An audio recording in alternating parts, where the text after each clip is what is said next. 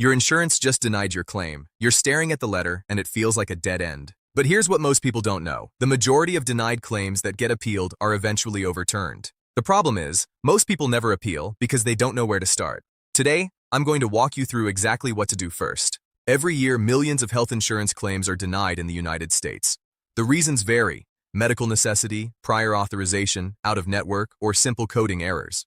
But the pattern is always the same. You get a letter, it sounds final, and you assume there's nothing you can do. That assumption costs Americans billions of dollars every year.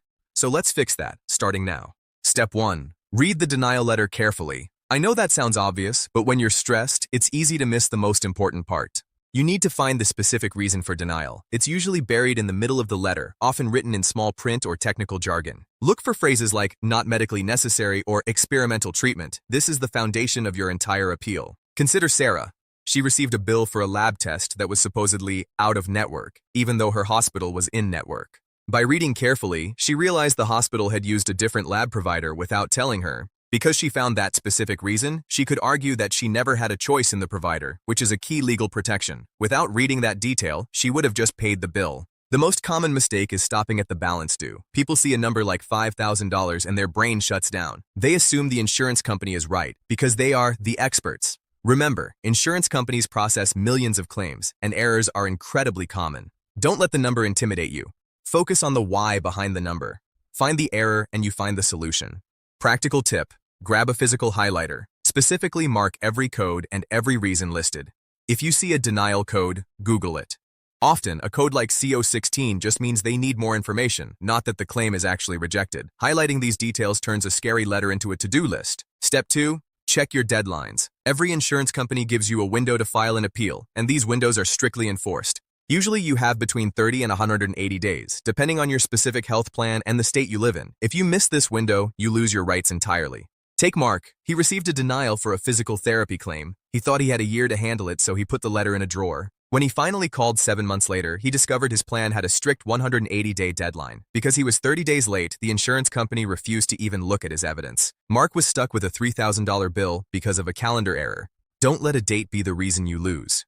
The biggest mistake is assuming you have a year or more. While some legal actions have long statutes of limitations, insurance appeals do not. Another mistake is thinking the clock starts when you receive the bill from the doctor. The clock actually starts on the date listed on the denial letter from the insurance company itself. Practical tip: apply the 14-day buffer rule. Calculate your deadline, then subtract 2 weeks. Set that as your must-file-by date in your phone and calendar. This accounts for mail delays, office closures, and those last-minute documents you didn't realize you needed. This buffer is your safety net. Step 3. Call your doctor's office. You cannot fight this alone, and you shouldn't. You need their expertise on your side. Ask them to provide a letter of medical necessity. This is where your physician explains exactly why the treatment was required for your health. Jennifer's claim for a specialized surgery was denied as experimental. She called her surgeon's office immediately. Her surgeon didn't just write a letter. They included 3 peer-reviewed medical studies showing that the surgery was the gold standard for her condition. When Jennifer attached those studies to her appeal, the insurance company reversed the denial in less than 10 days. Your doctor is your strongest ally.